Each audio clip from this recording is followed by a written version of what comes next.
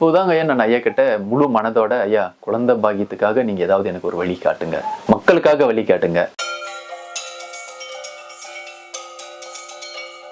இவ்வளவு பெரிய விஷயத்தை நம்ம ஐயா செஞ்சிருக்காரு, இவ்வளவு பெரிய மகன் இவ்வளவு பெரிய விஷயத்தை செஞ்சிருக்காரு. இது எந்த தெய்வத்தாலையும் முடியாது. ஹாஸ்பிட்டல் பல லட்சங்கள் 10 லட்சம் 15 லட்சம் கொடுத்து கூட இன்னைக்கு குழந்தை பாக்கியம் இல்லாதலையோ.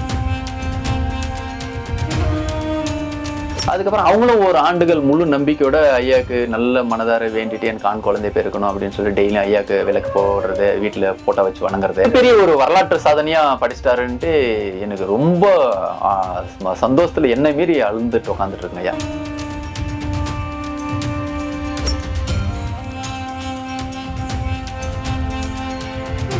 அந்த இங்க வர பக்தர்கள் வந்து குழந்தைக்கு ரொம்ப நாட்கள் குழந்தை இல்லாம இருக்காங்க. அது மாதிரி வந்து ஆண் குழந்தை இல்ல, அதுல ஐயா வழியில தீர்வு சொல்றதா சொன்னீங்க. ஆமாங்க ஐயா எப்படிங்க அதுக்காக என்ன ஐயா இந்த ஒரு ஆண்டு காலமாவே பக்தர்கள் வந்துங்கய்யா நிறைய பிரச்சனைக்காக வந்துட்டு இங்க இந்த இடத்துல ஐயாவுடைய ஞான சபையில வந்து உக்காந்துட்டு கோரிக்கை வச்சுட்டு போவாங்க ஐயா. அந்த மாதிரி பாத்தீங்கன்னா ஒரு அம்மா ஒசூர்ல இருந்து வந்திருந்தாங்க ஐயா. என்னுடைய சேனல் பேஸ்புக்ல என்னுடைய ஐடியா எல்லாம் பார்த்துட்டு இந்த மாதிரி ஐயாவை பத்தி அவங்களுக்கு முன்கூட்டியே தெரியுங்க ஐயா.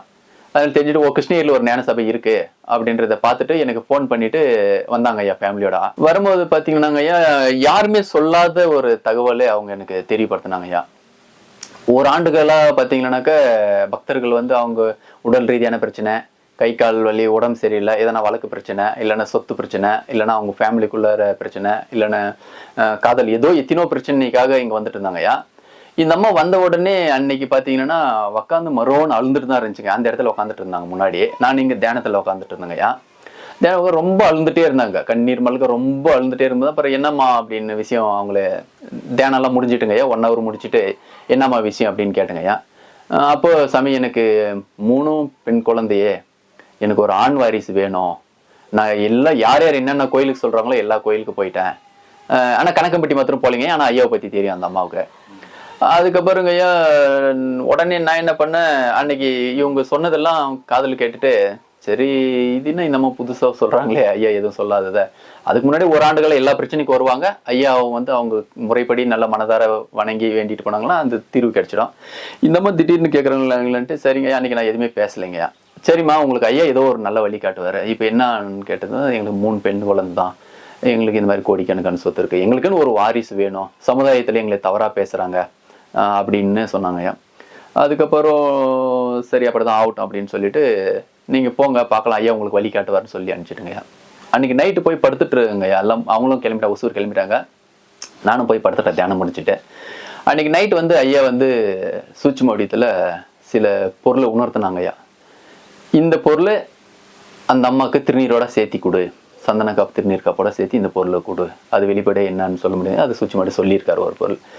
அது நான் என்ன பண்ணுங்கய்யா, இவர் ஐயா சொன்ன மாதிரி என்ன பண்ணேன், நான் ஒரு நாள் விட்டுட்டு அந்த அம்மாவை வர சொன்னேன். ஃபோன் பண்ணி அம்மா இங்கே வாங்க, ஐயா ஒரு விஷயம் சொல்லியிருக்காரு, முழு நம்பிக்கையோட நீங்கள் மற்ற கோயிலுக்கு போயிருப்பீங்க, ஹாஸ்பிட்டல் போயிருப்பீங்க, எல்லாம் விடுங்க, ஐயாவை முழு மனதோட நம்பி இது ஒரு பிரசாதமாக நீங்கள் சாப்பிடுங்க அப்படின்ட்டு. அதுக்கு முன்னாடி ஐயா எப்படி கொடுக்கணும் என்ன அப்படின்றது ஐயா வந்து பார்த்தீங்கன்னா சொல்லியிருக்காரு. ஒரு சில விஷயம் வந்து ஒரு பிரசாதத்தை சொல்லியிருக்காரு. அது பார்த்தீங்கன்னா நான் அந்த பொருளை எடுத்துட்டு வந்து, அது எங்க நம்ம கிராமத்தில் கிடைக்கக்கூடிய பொருள் தான் அதெல்லாம். சரின்ட்டு போய் சுவிட்சம் எடுத்து அதை எடுத்துட்டு வந்துட்டுங்கய்யா.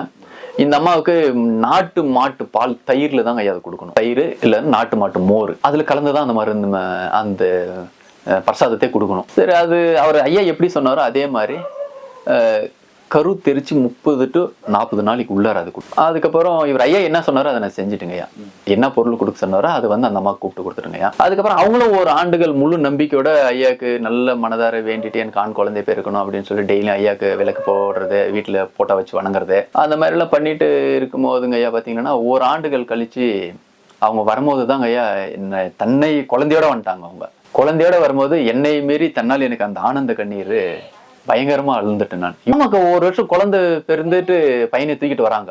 எனக்கு பயங்கரமான ஆளு. இவ்வளவு பெரிய விஷயத்தை நம்ம ஐயா செஞ்சிருக்காரு, இவ்வளவு பெரிய மகன் இவ்வளவு பெரிய விஷயத்தை செஞ்சிருக்காரு. இது எந்த தெய்வத்தாலையும் முடியாது. ஹாஸ்பிட்டல் பல லட்சங்கள் 10 லட்சம் 15 லட்சம் கொடுத்து கூட இன்னைக்கு குழந்தை பாக்கியம் இல்லாதல பெரிய ஒரு வரலாற்று சாதனையா படிச்சிட்டாருன்ட்டு எனக்கு ரொம்ப சந்தோஷத்துல என்ன மீறி அழுந்துட்டு உட்காந்துட்டு இருக்குங்க ஐயா.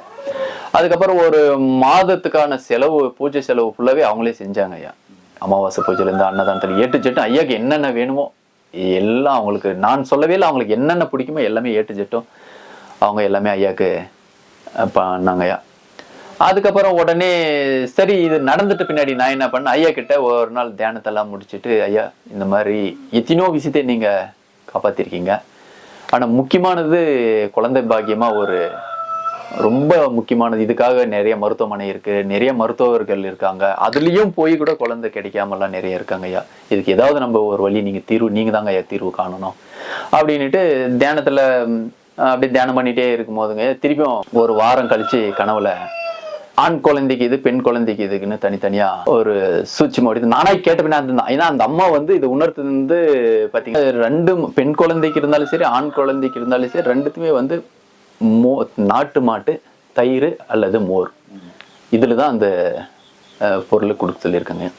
அதுக்கப்புறங்க அந்த ஒரு குழந்தை பிறந்த உடனே எனக்கு ரொம்ப மகிழ்ச்சி, இது ஐயா செஞ்சுட்டாரு, சரி மீண்டும் பெண் குழந்தைக்காக கேட்கலாம் அப்படின்னுட்டு தொடர்ந்து ஒரு 11 நாள் தியானம் பண்ணி அந்த தியானத்திலேயே கேட்கறதுங்க ஐயா கிட்ட வந்து, ஐயா இந்த மாதிரி நிறைய மக்கள் வந்து குழந்தைக்காக வராங்க, இதுக்கு என்ன தீர்வு சொல்லுங்க ஐயா அப்படின்னும் போதுதாங்க ஐயா பெண் குழந்தைக்கும் தனியா சொன்னாரு. நான் ஒரு முறை தாங்க ஐயா 11 நாள் தவத்துல டெய்லியும் கேட்டுட்டே இருந்தேன். அது ஃபர்ஸ்ட் ஆண் குழந்தைக்கு சொல்லிட்டாருங்க ஐயா.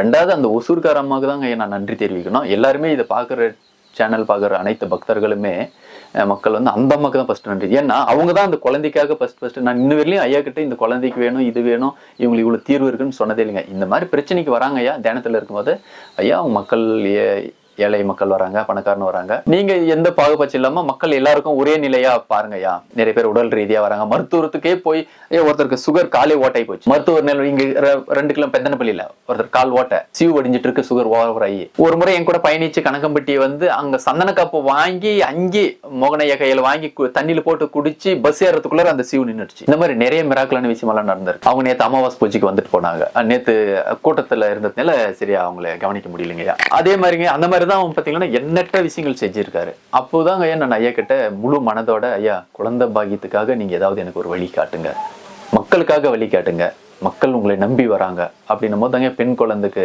ஒரு பிரசாதமோ ஆண் குழந்தைக்கு ஒரு பிரசாதமாவோ சொல்லி அது கொடுத்துங்க. இது மட்டும் 11 குழந்தை அவங்க நினைச்ச மாதிரி பேர். இதுல பாத்தீங்கன்னா 6 ஆண் குழந்தை 5 பெண் குழந்தை. நிறைய பேர் பாத்தீங்கன்னா மன உளைச்சல் நிறைய ஆயிடுவாங்க. தொடர்ந்து ஒரு 5-6 பெண் குழந்தை கூட பிறந்துரும். அவங்க வந்து சில கணவர்மார்கள் அந்த மனைவியை விட்டுட்டே போவாங்க, ஏன்னா நீ ராசி இல்லாத ஒன்று பெண் குழந்தை பிறகு. ஆனா தவறு யாரு பக்கம் இருக்குதுன்னு அந்த படைத்த இறைவனுக்கு தான் தெரியுங்கய்யா. ஆனா தவறு வந்து பாத்தீங்கன்னா பெண் ஆண் மேல் சொல்லுவோம், ஆண் பெண் மேல் சொல்லிடுவாங்க. இந்த மாதிரி உனக்கு சரியில்லாதனால பெண் குழந்தை பிறகுது.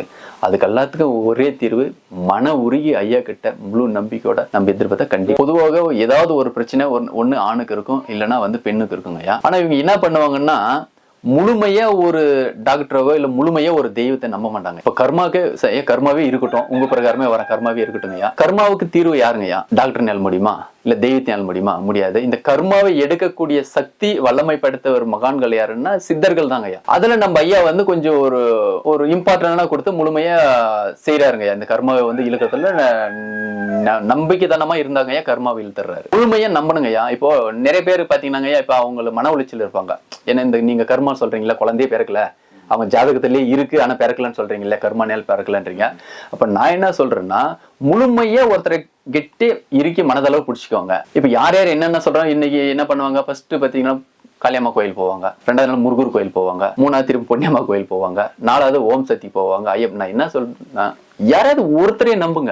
எப்பேற்பட்ட ஆளுங்க எவ்வளவு கஷ்டம் இருந்தாலும் ஒரு நாள் தெய்வங்களாரும் சிதற மனம் இறங்கி செஞ்சிருவாங்க. நீ முழுமையா அவங்களை நம்பும் போது இப்ப தொடர்ந்து நீங்களே என்ன டார்ச்சல் பண்ணிட்டே இருக்கீங்க, ஒரு நாள் பண்றீங்க, 2 நாள் பண்றீங்க, 3வது நாள் 4வது ஒரு வாரம் என்னடா இவன் நம்மளை தொடர்ந்து இந்த தொந்தரவு பண்ணிட்டே சரி மன இறங்கி செஞ்சலன்னு ஒரு ஆசையை வந்துருங்க. அந்த மாதிரி தாங்க நான் சித்தர்களை பொதுவா நம்புனீங்கன்னா முழுமையா நம்புங்க. நீங்க எல்லா கோயிலுக்கு போயிட்டு தெய்வத்தை குற்ற சொல்றது, சித்தர்களை குற்ற சொல்றது, அப்போ வந்து உங்க கர்மா உங்களை தாக்கிட்டே தான் இருக்கும். கர்மா தீர்றதுக்கு ஒரே வழி நம்ம ஐயானால தாங்க முடியும், வேற யாருனாலையும் முடியாது. எனக்கு தெரிஞ்ச வரையும் என்னுடைய அனுபவம் இந்த 4 ஆண்டுகள் அனுபவத்துல சொல்றேங்க. ஏன்னா எனக்கு அந்த முன்கூட்டி எனக்கு அந்த தீர்வு இருந்ததுனால சொல்றேன். நான் அந்த பிரச்சனையை சந்திச்சிருக்கேன். அதனால தெய்வ நம்பிக்கை இல்லாத முழுமையா ஐயாவை பிடிச்சதுனால தான் இந்த கர்மாவில இருந்து வெளியே கொண்டு வந்தார். அதனால எல்லா பக்தர்களுக்கும் ஆண் பெண்ணை பிறந்த எல்லாருக்குமே அந்த இல்லற பாக்கியம் குழந்தை கண்டிப்பா இருக்கும். நீங்க அதை நோக்கி சரியாக பயணிக்கிறது இல்லை.